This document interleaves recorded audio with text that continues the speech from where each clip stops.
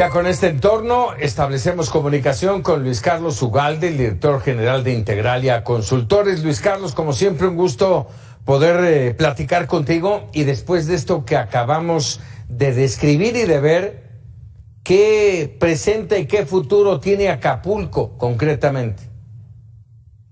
Mira, Paco, yo veo dos futuros para Acapulco.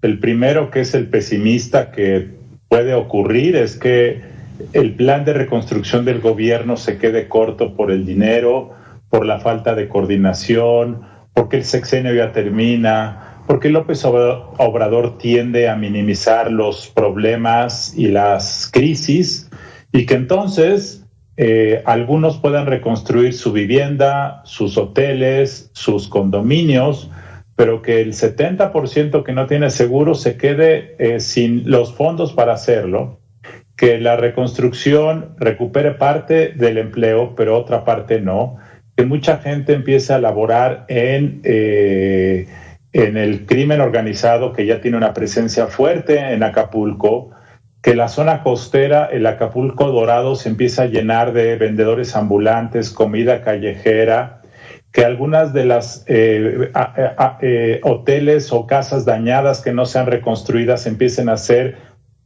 utilizadas u ocupadas por grupos de colonos del crimen organizado, que se constituya una suerte de favelas en Acapulco, y en que entonces en algunos años Acapulco se estanque y sea una ciudad del crimen organizado. Eso, digamos, es una cuestión bastante dramática, pesimista, pero puede ocurrir, porque si se colapsa el precio de los bienes raíces, el crimen organizado va a empezar a comprar propiedades a precios de ganga y se va a empezar a apropiar de la economía formal. Esa es una ruta.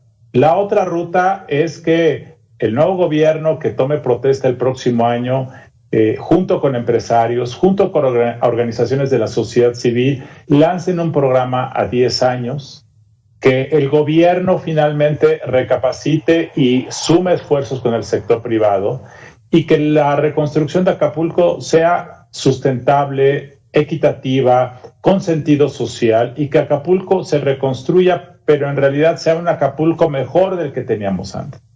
Esa es la segunda opción. ¿Cuál de las dos va a prevalecer? Pues probablemente sea algo intermedio. Ojalá fuera la segunda opción, porque sería un modelo de desarrollo social incluyente a partir de una tragedia. No sé qué va a pasar, Paco, pero ojalá prevalezca esta segunda visión. Hay el tiempo, Acapulco podrá aguantar de aquí a 2024, que entre en operación la nueva administración. ¿Podrá aguantar todos esos meses? Difícilmente, Paco, porque en este preciso momento hay hoteles que están viendo qué van a hacer. Claro, las grandes cadenas van a reconstruir y van a reconstruir rápido, pero si tú tienes un hotel de 12 habitaciones que no tienes seguro, que vives día a día, en este momento, ¿qué vas a hacer? No tienes el dinero, el gobierno te va a ofrecer algo que no te alcanza. Probablemente toquen a la puerta personas que te lo van a querer comprar. ¿Qué haces en este momento? Y si mucha gente empieza a vender porque no hay apoyo suficiente, el precio de las propiedades en Acapulco se te va a derrumbar. En Acapulco Diamante, la mayor parte de los edificios están asegurados, pero aquellos que no están asegurados, yo he escuchado historias de personas que dicen: yo en este momento no le voy a poner dinero, yo en este momento no sé qué va a pasar con Acapulco, y entonces van a poner puertas, van a poner maderas mientras se sabe qué ocurre, y entonces puedes tener el caso que en Acapulco esté parchado. Algunos edificios reconstruidos, otros con maderas como puertas, mientras sabemos qué pasa. Entonces, por eso se requiere una atención urgente para dar garantías de que esto va en serio y que todo el mundo apueste por el futuro para que haya un desarrollo parejo e incluyente. Sí, y aprovechar, déjame decirlo así, y por supuesto a nuestros amigos de Mega Noticias, aprovechar lo que nos dejó Otis como una ventana de oportunidad para renovar la perla del Pacífico, que, como bien lo mencionaste hace un momento, ya tenía suerte ahí muy mala, ya con una enorme carga de inseguridad y de violencia en los últimos meses, Y bueno, se requería una renovación. Aprovechemos lo que nos dejó y lo que nos ocasionó Otis para lograrlo en el puerto más bello del Pacífico mexicano. Pero bueno, si te parece, cambiamos un poquito a nuestros temas, generalmente electoral. Ahí me gustaría conocer tu posición, tu visión sobre lo que pasó concretamente de viernes a madrugada del sábado en Morena, en donde finalmente, yo digo, salieron bien librados con sus 9 candidatos a las gubernaturas y sin mucha mancha. Sí, para los fines de Morena yo creo que les salió bien porque no hubo fracturas, porque escogieron, algunos candidatos son más competitivos, otros menos competitivos. El caso es que en Morena lo que pesa más es la marca, entonces realmente importa menos quién es el competidor. Fuera de la Ciudad de México me refiero, aquí sí importa más en la Ciudad de México, pero en Tabasco, pongas a quien pongas va a ganar Morena. En Chiapas es probablemente lo mismo. En otras entidades empieza a haber más competencia, pero lo que trato de decir es que se legitimó a los ojos del partido y de sus militantes, que fue, según ellos, un proceso incluyente, con encuestas. Hay muchas versiones de que sí, efectivamente hubo encuestas, pero algunas pueden haber sido adaptadas para la negociación política. Pero en fin, yo creo que salió bien y yo creo que esto ahora viene la fase de las campañas. Quiero decir que a pesar de esto, pues hay algunos candidatos que son muy cuestionables por sus capacidades, por su incongruencia total. De los 9 candidatos, Paco, hay 5 que básicamente vienen del pasado prianista verde que López Obrador tanto criticó durante años. Es decir, no hay ninguna congruencia ideológica, hay un exceso de pragmatismo electoral que sacrifica pues lo que ellos llaman su movimiento. Algunos de ellos tienen mucha experiencia, otros menos, en fin, ahí está el paquete. Es mixto en cuanto a sus calidades y sus capacidades y ya veremos qué pasa en los próximos meses. Yo creo que en 3, 4 entidades va a haber una competencia muy reñida y en 2 o 3 o 4 entidades Morena seguramente ganará sin ningún problema. Mencionabas lo del prianismo e incluyendo incluso a los del PRD, el chapulineo. O sea, no me diste oportunidad en mi partido, me voy. Bueno, hay unos casos terribles. Mira, yo te voy a platicar. El candidato a gobernador de Yucatán, el Guacho, fue panista durante 25 años.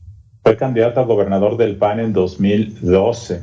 En 2018, bueno, en 2012 compitió y no ganó. En 2018 compitió al interior del PAN y le ganó Mauricio Vila, el actual gobernador. Y entonces se enojó y López Obrador, que no tenía cuadros en Yucatán, le dijo, vente de este lado, y fue candidato a gobernador de Morena. Es decir, era candidato aspirante a gobernar por el PAN, no le se la dan, se pasa a Morena. Fue un colaborador cercano de Felipe Calderón, el gran enemigo de la patria según López Obrador, y de repente salta Eduardo Ramírez, el candidato a Chiapas. Esta persona fue durante 15 años militante del Partido Verde, fue aliado de Manuel Velasco, que era gran aliado, amigo y compadre de Enrique Peña Nieto, según Morena, uno de los personajes más corruptos de la historia. En 2018 quiso ser candidato del PRI, del Partido Verde en Chiapas, no lo logró y se cambió a Morena pronto. Entonces, de esto está lleno esto. Alejandro Armenta, candidato a gobernador de Puebla, fue priista durante 25 o 30 años, diputado federal, diputado local, fue secretario de Desarrollo Social con Mario Marín, el recordado Gober precioso de Puebla. Y en 2017, de repente, decide irse a Morena cuando ve que la cosa ya va por aquel lado. Entonces, yo te diría que la mitad de los candidatos son oportunistas. Algunos pueden tener méritos, algunos pueden ser inteligentes, algunos pueden tener buenas ideas, pero el tema es que esta cuestión de que el Morena está limpiando al país del PRIAN es totalmente falsa, al menos en la mitad de los casos. Caray, oye, déjame rápidamente, ya lo hemos comentado, estamos a prácticamente 6 meses de la jornada electoral del próximo 2 de junio y yo creo que es momento importante y te pido que me ayudes. a dimensionar para nuestra audiencia lo importante, primero, que es tener la credencial de elector actualizada, perfectamente bien para poder generar el voto, y también la importancia, en este caso, de la votación para el Congreso. ¿Qué importa más, Congreso o presidencia? Yo creo que la elección más relevante de 2024 es la del Congreso, porque el Congreso te define la arquitectura política y económica de México para los próximos 30 años. La presidencia te define el estilo gerencial, las prioridades de gobierno por 6 años. Es importante, muy importante, pero 30 años son más relevantes que 6, y en el Congreso pueden pasar cosas muy importantes. López Obrador, por ejemplo, ya nos dijo que si ganan la mayoría calificada, él va a cambiar el mecanismo para nombrar a los ministros de la Corte. Y seguramente, si tiene los votos, también va a cambiar al INE, y seguramente incluso pueden llamar a un Congreso Constituyente y entonces resetear el sistema económico y político del país. Ojo, esto es muy importante. Si Morena gana la mayoría calificada, eso va a ocurrir, ya se dijo. Y a mí me parece que eso sí sería poner en riesgo algunos de las cosas que tenemos. Algunas funcionan mejor, otras funcionan peor, pero francamente esta idea de que los ministros de la Corte sean elegidos por voto popular es entrar a las entrañas de un sistema autoritario o incluso dictatorial sin contrapesos. Entonces, esto es muy en serio. Por eso creo que la elección del Congreso es la más importante de las que hay el próximo año. Y después, obviamente, la de la presidencia. Pero yo creo que una democracia lo que requiere son balances. Esa es la mejor fórmula para que la democracia funcione. Balances y contrapesos. Cuando se pierden, empezamos a tener problemas. Entonces, por eso es tan importante. Y respecto a lo primero que preguntas, Paco, el tema de tener la credencial actualizada es muy importante. En México, más o menos el 80% de las personas con credencial de elector la tienen en el domicilio y la sección donde viven. Un 20% puede vivir cerca de donde está la dirección de su credencial o puede vivir en otra entidad. Por ejemplo, mucha gente se va a vivir a zonas turísticas para trabajar en ellas y abandona el lugar de origen. Entonces, muchas de estas personas pues no votan porque están muy lejos de su hogar. Claramente hay casillas especiales donde votan las personas en tránsito, pero son pocas y sus boletas para emitir el sufragio son pocas. Entonces, este tema es muy importante. Actualmente hay una campaña de muchas organizaciones diciendo actualiza tu credencial, porque es una de las maneras para garantizar que la gente vote más. En México, en las elecciones presidenciales, vota más o menos el 63%. Si el próximo año logramos que ese número suba al 68, 70, creo que eso va a ser muy bueno para la democracia de México. Pero para lograrlo requerimos que la gente en este momento vaya a actualizar su credencial, porque si no es difícil que voten.